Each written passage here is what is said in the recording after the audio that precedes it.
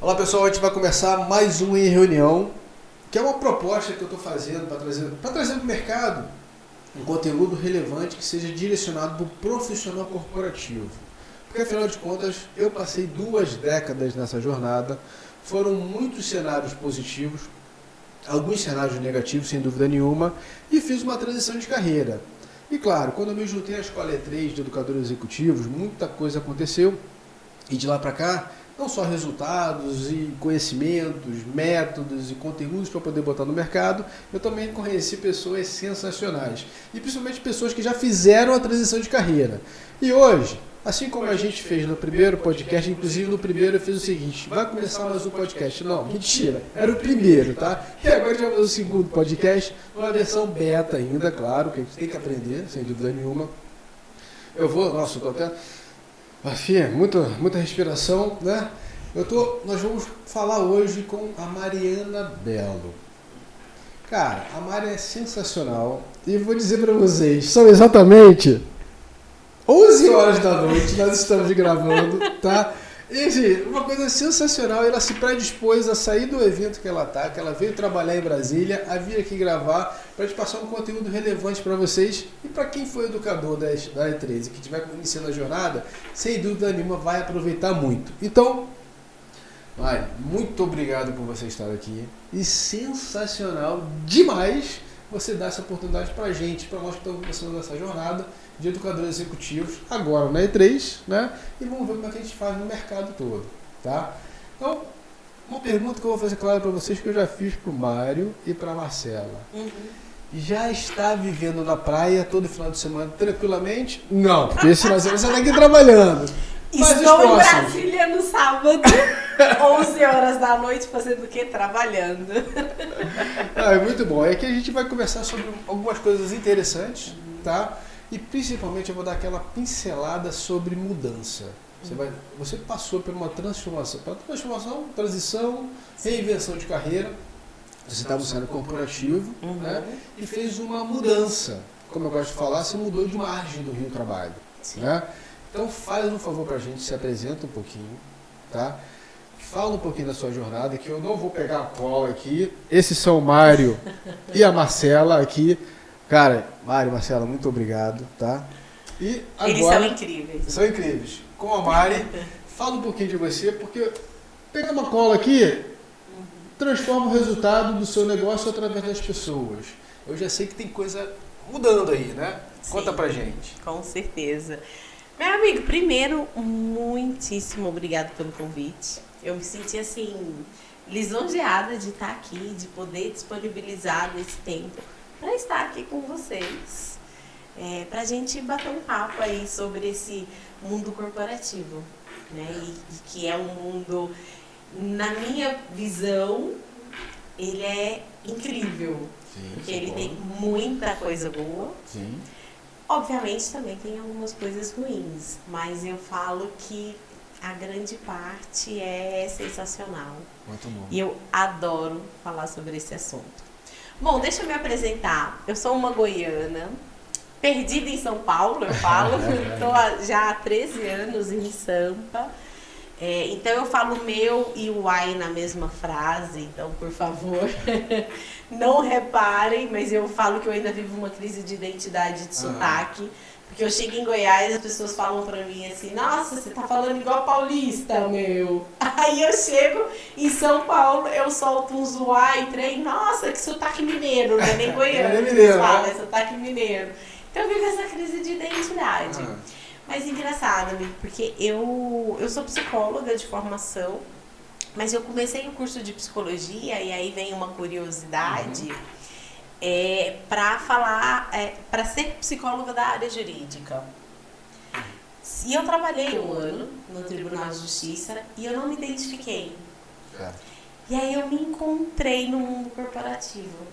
Eu amei esse negócio de falar de negócios, falar de resultados, mas obviamente que quando a gente fala de negócio, quando a gente fala de resultado, não tem como a gente não falar de pessoas. Perfeito.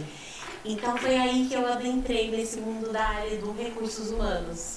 E eu me apaixonei, me encantei perdidamente por essa área. Então, depois da sua experiência no jurídico, né, um psicóloga no jurídico, que eu não faço ideia como seria isso, ok, vamos imaginar, né? Depois você foi, qual foi a sua primeira empresa? Eu trabalhei numa consultoria Legal. como headhunter. Ah, legal. Então eu trabalhava com níveis executivos para contratação. Bacana, bacana. Então depois disso... Odiei. A transparência em pessoa, né? Muito bom, Eu muito fiquei bom. 5 meses na empresa. E assim, eu achava, eu tinha que fazer de tudo, amigo, para conseguir. Na verdade, eu encaixava executivos do mercado nas empresas. E o formato que essa consultoria trabalhava não era muito legal. Entendi. E aí, quando eu pegava, eu fazia cada coisa para colocar os caras para conhecer esses executivos. Era assim, eu ligava, eu falava que eu era repórter, que eu era jornalista, que eu precisava falar com o presidente da empresa, para conseguir o contato ou um e-mail, para mandar currículo. Olha, era uma loucura. Nossa, tô imaginando, tô visualizando aqui você fazendo tudo isso, né? Já veio o lado negro aí do RH. Tá, então assim... Já comecei. Mari, então a gente vai começar a fazer uma coisa que eu gosto muito. A gente vai hackear o RH. Boa! Cara, eu quero saber que tudo medo. do RH. Porque assim, na minha época de corporativo, eu tinha algumas críticas, né? Do RH. Primeira coisa, assim, porque ou a maioria, grande maioria, é psicólogo no RH. Primeiro porque assim... Tinha que sempre entender a gente, somos muito doidos. O pessoal de área técnica, de área meio é muito doido. Olha, eu vou te falar que assim, é preferível a gente lidar com pessoas não normais do que com pessoas que se julgam normais. Então o psicólogo atua bem nessa área por conta disso. Mas assim, o psicólogo ele acaba adentrando muito, porque o RH ele é muito visto como a área de recrutamento e seleção. Perfeito. Ah, não, precisa de ter um RH porque a gente precisa contratar pessoas. Então geralmente o RH começa assim, né? E querendo ou não, o psicólogo ele tem uma facilidade para fazer essa leitura um pouco maior do que outros profissionais de outras áreas. E aqui eu não estou considerando experiência, tempo de experiência, estou considerando apenas uma formação. Então o psicólogo ele tem alguns testes que a gente consegue aplicar num processo de entrevista. Então por isso que o RH começa muito tendo psicólogos à frente. Muito porque... para muitas pessoas, o RH é apenas aquelas pessoas que contratam ou que mandam embora. Perfeito. Você falando, eu consegui me ver algumas situações de entrevista. Assim, o que eu tenho que falar com esse cara? Né? Eu falo isso ou não falo isso? Eu tenho que parar agora ou não paro? Será que ele vai achar que eu não dei ponto final? Coisas meio doidas assim, né? Tem umas perguntas meio loucas, né? Muito. Qual animal você se identifica? Eu falo assim, cara, como é que você pode fazer uma pergunta dessa? É aquele negócio, qual que você quer que eu me identifique, né? Porque já me diz logo, né? Ou qual que eu não posso me identificar, né? Sim. E eu vejo que o RH ele teve um cenário de transformação, tá? Não vou falar assim de muito tempo atrás, nem de gerações baby boomers, X e tal, não cabe aqui. Mas assim, eu lembro que nomenclaturas do RH, né? Que no final das contas eram recursos físicos da empresa e tudo, e recursos humanos, quando falava de pessoas. Aí depois vem uma sequência de mudanças nessa terminologia. Aí depois vira área de gente, depois vira área de pessoas. Gente e gestão, né? Aí começa a se falar do RH estratégico, tá? E, assim, eu fiquei meio perdido dentro desse contexto todo, assim, porque no final das contas, eu gosto muito do que você colocou lá na sua cabeçada, né? Lá na sua... que é para resultados. Sim. Pessoas, resultados, RH, esse é o cenário, né? Que é um desafio muito grande quando você pega no RH, você está contratando alguém que vai ser de qual área e quais resultados essa pessoa vai dar, né? Então, assim, desmembra para mim, hackeia tudo, tá? Do que aconteceu nessas últimas... dessa década, desses 15 anos, dessa transformação toda. Sim. Eu falo que a empresa ela é viva. Perfeito. Se a empresa ela é viva, a área de recursos humanos ela precisa ser mais viva ainda e estar sempre à frente. Ótimo. Né? Então, você sabe uma coisa que eu percebo, Jorge? Quando a gente começa a estudar um pouco da área de recursos humanos, de como que tudo começou, eu não consigo não atrelar a história. Então, se a gente olha ali na década de 70, onde a gente está tendo um pouco de ditadura militar, como é que era esse departamento de RH? Né? Então, se a gente começa a estudar, era o quê? Eram as escolinhas, era muito treinamento técnico, era muito o chefe como pai. Perfeito. Né? E os aluninhos iam para a escola, então os trabalhadores, eles eram chamados de alunos. E o palestrante chamado de professor. Então, tem tudo a ver com a época ali da questão da ditadura militar. Década de 80, a gente teve um boom de desligamentos, que veio a automação.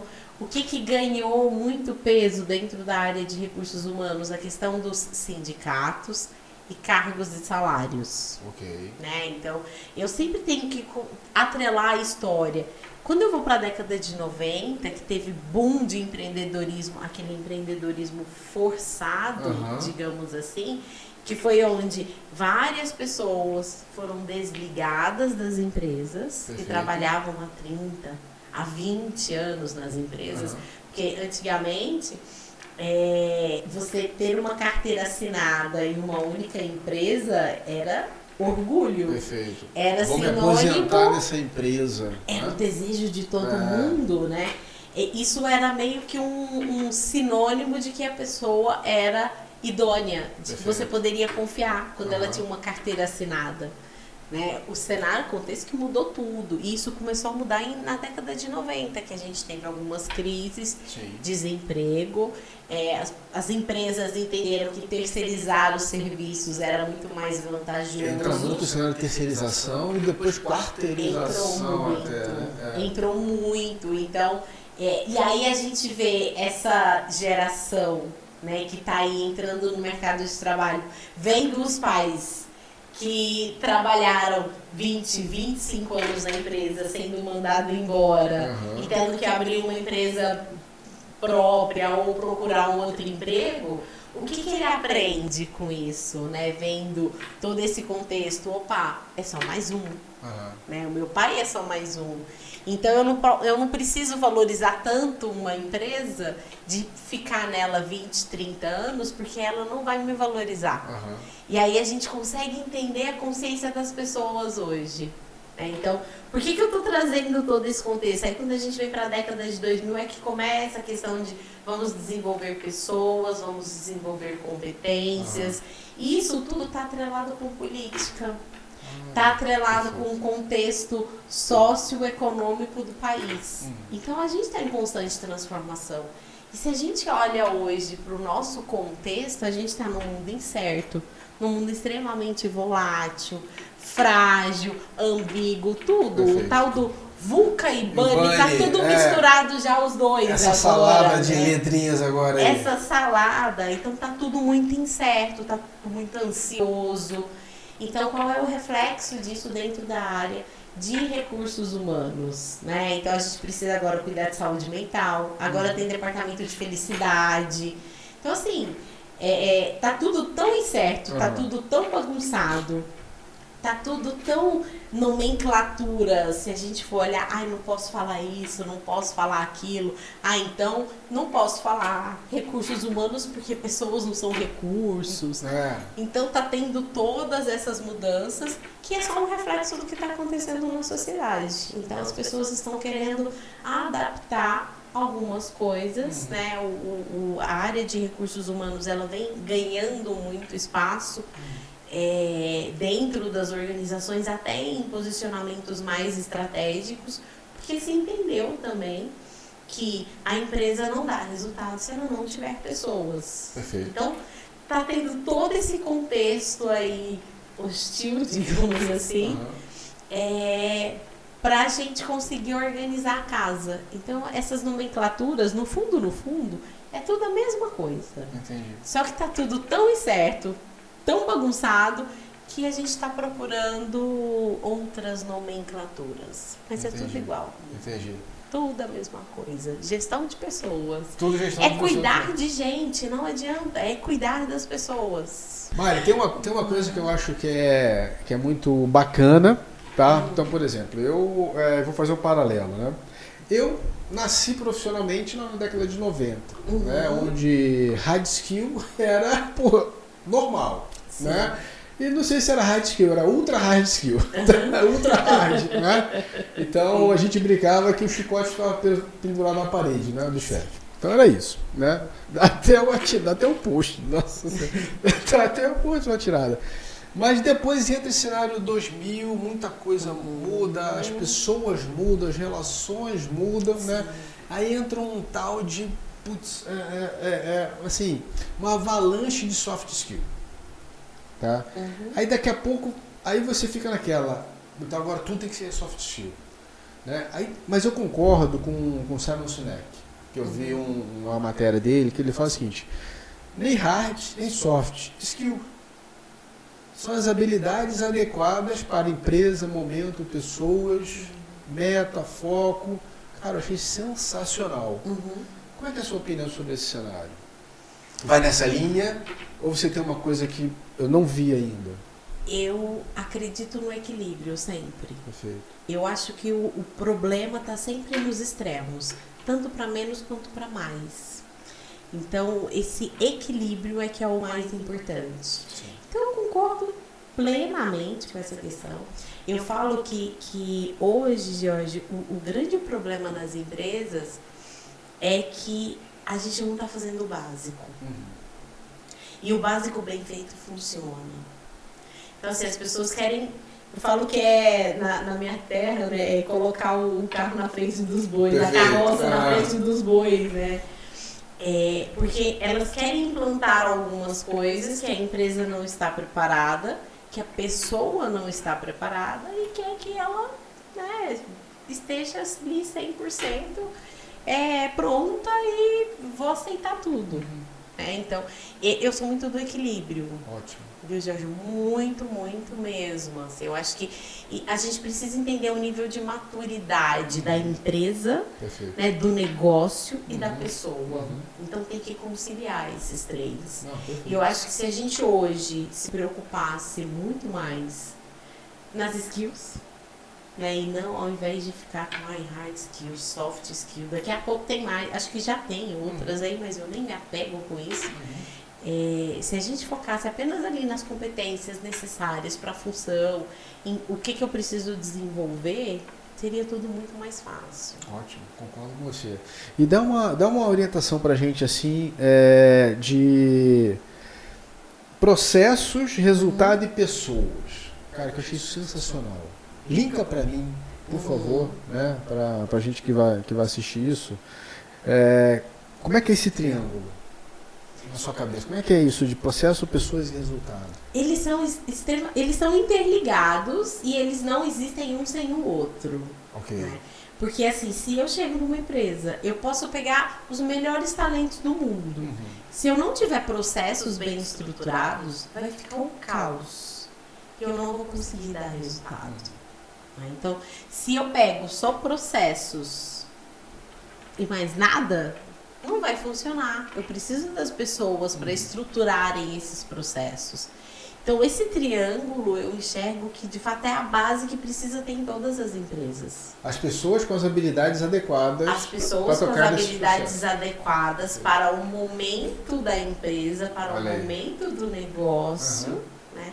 Não é porque eu não sirvo naquele momento que eu não sirvo para outro lugar. Às vezes eu só estou no lugar errado. Perfeito. Né? E os processos bem desenhados. Eu falo que eu sou aquele RH que eu cuido sim das pessoas, eu gosto de olhar para elas, mas é tudo dentro de um processo. Eu preciso estruturar esse processo. Legal. Não é chegar e... que legal, quero implantar, sei lá, uma avaliação de desempenho. E eu não tenho nem cargos e salários. Certo. Eu não tenho nem descrição de cargo, por exemplo. Então, assim, eu preciso desenhar, estruturar esses processos. Existe um passo, depois o outro. Sim, perfeito. De uma forma maturada, né? Digamos assim, precisa ter um nível de maturidade pra gente ir implantando as coisas. Então não dá para pegar a receitinha pronta do que está fazendo em outra empresa e implantar aqui na minha. Só que eu só consigo entender isso, gente, de como é que eu vou pegar, quais processos que eu vou implantar, se eu tiver pessoas capacitadas para isso e que entendem e enxergam o negócio como um todo. Ou seja, ela consegue ser estratégica de olhar para os resultados que eu estou tendo e como que os processos vão me auxiliar a ter mais resultados ainda através das pessoas. Então, a gestão de pessoas, na minha percepção, é o principal fator de sucesso para o resultado do negócio. Sim. E isso, na minha percepção, é hoje e sempre. Não, legal. Eu não consigo visualizar um futuro que seja diferente disso. Perfeito. Que são sempre as pessoas. Não, eu tenho uma teoria que eu falo que, ó, se alguém quiser me contratar para tocar uma área de RH, primeiro que é louco, tá? Mas eu tenho uma ideia que, assim, depois que eu fiz uma transição de carreira, né, aí eu olho para trás e falo assim, cara, todo mundo deveria entrar nas empresas na área comercial. Por quê? Porque você já vai saber o produto da empresa, os desafios de vender, como é que é o mercado e tudo, depois você volta para a sua área, você volta com outro olhar, com as habilidades de repente certas para tocar os processos e resultados. Isso é uma teoria, né? Mas aqui, gente, agora é um momento assim, que eu quero muito perguntar para a Mari, acho que vocês também querem saber muito assim, Mari, como foi a sua transição de carreira? Doeu. Como está foi muito assim, aquela assim, não vou largar isso, mas teve que largar, falei assim, cara, vai agora. Eu não largo muito osso, não. Na verdade, assim, eu comecei aos poucos, né? Então, enquanto eu estava no mundo corporativo, eu já estava como uma PJ nesse mundo, eu consegui atrelar com algumas coisas. Assumi sim algumas mentorias, assumi algumas consultorias, palestras. Eu comecei a fazer bastante palestra, principalmente na pandemia, no home office. Facilitou muito, então eu estava no home office pela empresa e conseguia fazer as palestras. Mas isso, cabe aqui reforçar, acho que sempre foi de comum acordo com o meu CEO, com o meu gestor na época. Então eu sempre sinalizava, uma horinha eu vou, né? Fazer uma palestra ali. Bacana. Então eu sempre consegui conciliar. E até para a empresa isso era bom também, né? Sim, sem dúvida. também. É empresa que vai. Inclusive eu recebia muito convite de consultorias pedindo para eu trazer cases de como é que a gente estava lidando com o Covid, por exemplo, com essa situação pandêmica na nossa empresa, até para servir como exemplo para outras empresas. E a gente fez um trabalho muito legal na empresa que eu atuava, né? Eu era head de RH da Taco Bell Brasil na época. Então a gente fez alguns trabalhos muito bacanas nesse sentido. Assim, a gente estava sendo usado inclusive nos shoppings como exemplo de como que as outras empresas, de como que os outros restaurantes poderiam lidar com essa situação. Então foi bem bacana mesmo nessa época. Então eu levei bastante o nome da empresa também. E eu fui fazendo isso até que chegou um momento, era mais ou menos assim, é como se eu tivesse com um pé num barco e um pé no outro. Entendi. E uma hora o rio se dividia. Não dava mais. Dá pra imaginar a cena, não dá pra imaginar a cena? Eu tinha que escolher. Não tinha como mais eu seguir com os dois barquinhos ali. Certo. E eu acabei tomando uma decisão de olhar para mim e olhar para minha carreira. Legal. É doído? Muito doído. Porque eu gosto muito de estar no mundo corporativo. Eu gosto muito mesmo de estar em empresa. E outra coisa que é muito doído. Eu já estava como head da área.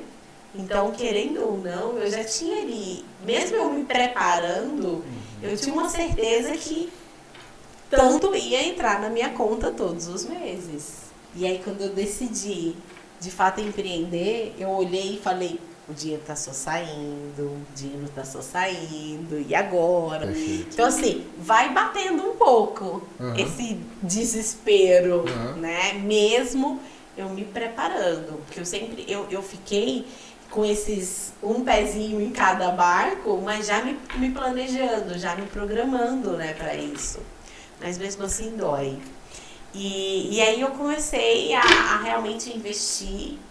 A gente precisa entender que o comercial impacta muito.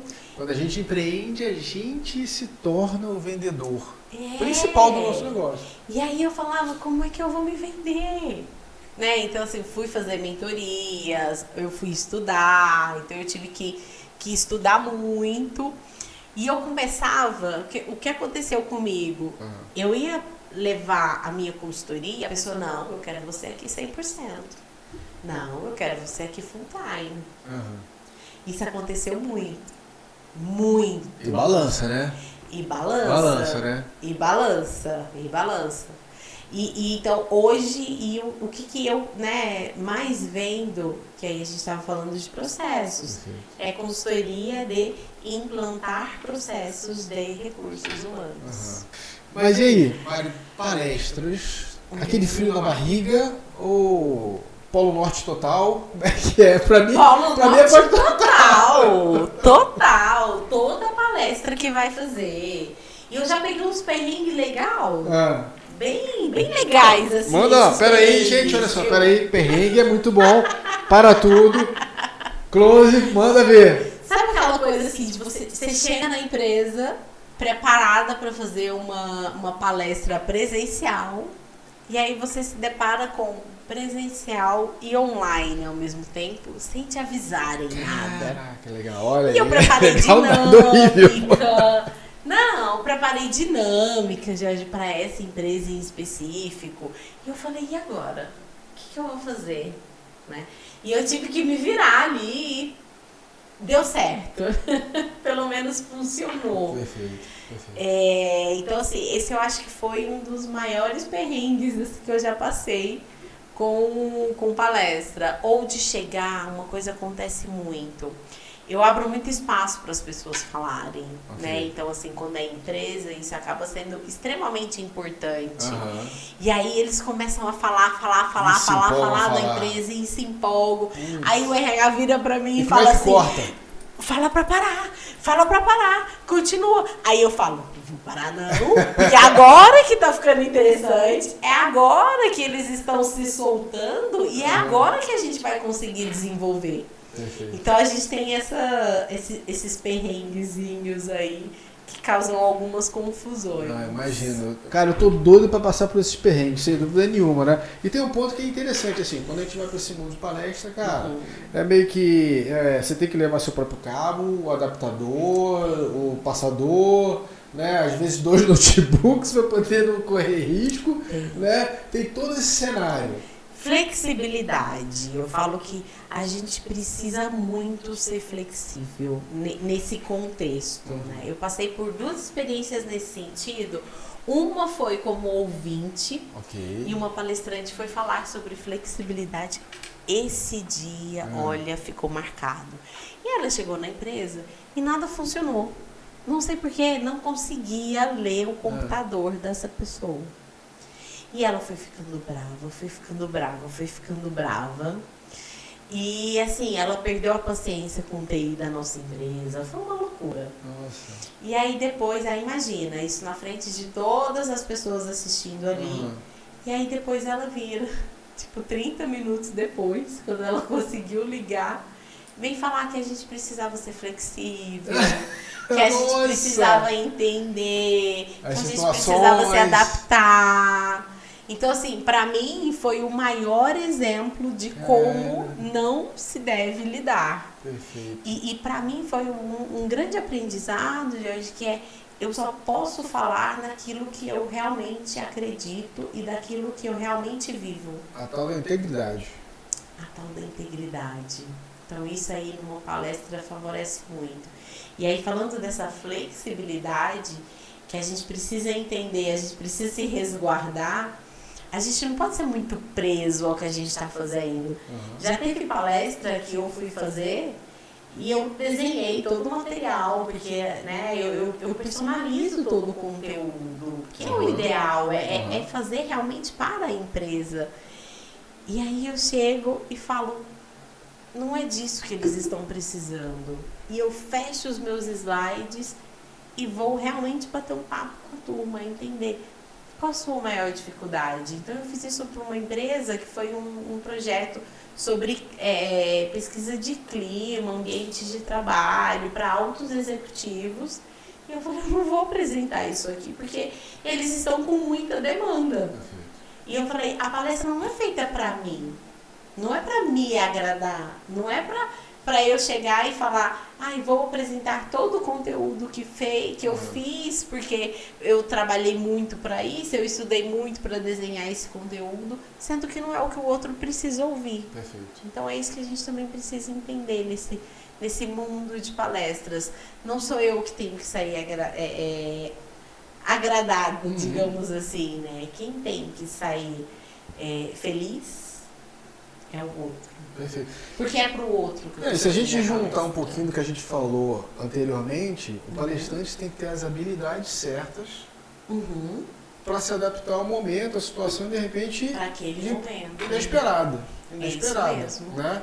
Eu lembro na formação que o Alê falava isso mesmo, de alguns exemplos e tal, e acontecem, né? Sim. Por isso que tem muitas situações, Jorge, que eu falo assim, é a mesma palestra, é o mesmo conteúdo que eu faço para a turma A e para a turma B, e aí eu olho e falo, nossa, a turma A aproveitou.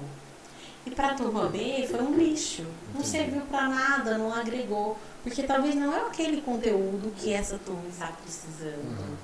Aí entra mais uma vez, maturidade. Perfeito. É a maturidade do o que eu preciso falar para o outro. Certo. O que o outro está pronto para ouvir. É igual uma criança. Eu não converso com uma criança igual eu converso com um adulto. Se você está fazendo isso é porque você é louco. Porque uma criança não tem a mesma mentalidade de um adulto. É diferente. Eu vou perguntar para os meus filhos se eu estou fazendo isso. Sendo bem sincero. Para de ser doido. Olha, quer dizer, é excelente, tá muito bom. E eu vou, assim, como eu gosto de falar, né, tem uma coisa que quando você chega a determinado ponto da sua jornada, né, a gente olha para trás, não que a gente fique remoendo, pensando que não. Mas se você tivesse que dar uma dica, tá? Para a Mari, que está iniciando de carreira, tá? E para o educador. Isso são duas dicas, tá? Uma para você mesma, que a gente vai pegar os profissionais que estão iniciando de carreira, ou que já estão na carreira e assim, caraca, ela falou uma coisa que eu tinha pensado. Então, são os profissionais corporativos, né? E nós, educadores, que estamos chegando, né, das diversas idades, com a bagagem mais diversa possível, né? Qual a dica que você daria para a gente também? Tá assim, cara, se joga totalmente. Não, peraí, primeiro põe só o pé para ver se está quente ou gelado, né? Como é que é? Fala pra gente aí. Primeiro, seja responsável. Perfeito. Você sabe as contas que você paga. É legal. Não vai ser doido não de novo. Tem uma mulher que ela chama, acho que é Márcia.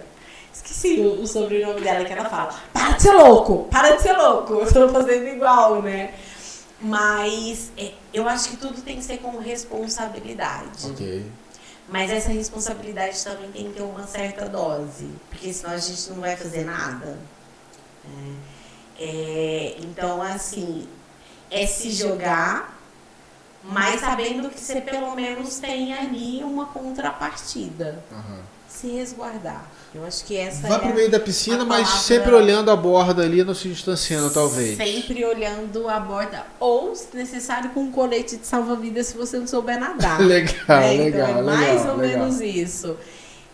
Mas acredita, eu acho que isso é o mais importante. Acreditar em você mesma e acreditar no processo. Né? Não é fácil. Eu confesso que não é aquela coisa... não, é super tranquilo. Não é.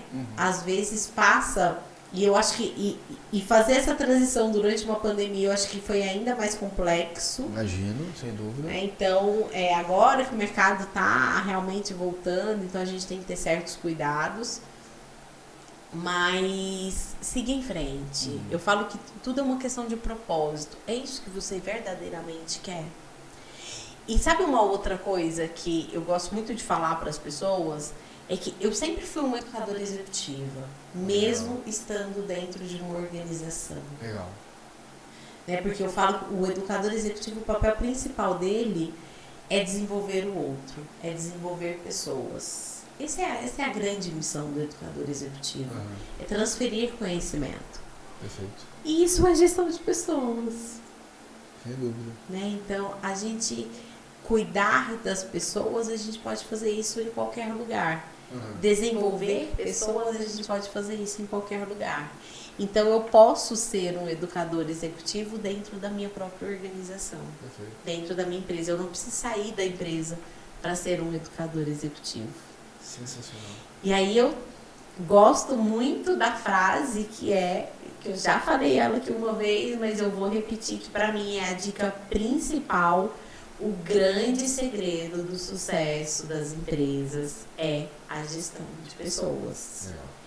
E hoje sempre. Perfeito. Sem chance de não ser para sempre isso daí. Legal. Mari, sensacional.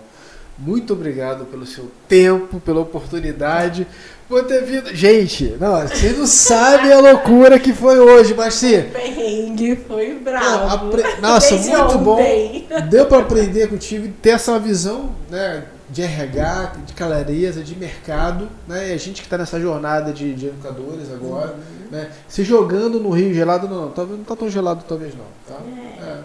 Tá mais calmo, né? Mas Já tá ficando morninho. já tá ficando morninho. Não, muito bacana. Mário, obrigado. Foi sensacional. Tá? E agora a gente só tem que fazer uma jornada espelhada em vocês.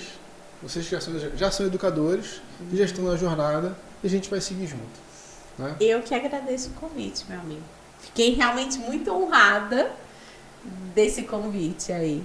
De ser a segunda no podcast. Olha que chique, gente. Olha aí, gente. Aí é o podcast versão beta, tá? Que a gente vai começar, assim, espero que daqui uns 5, vou testar, vamos fazer muita coisa.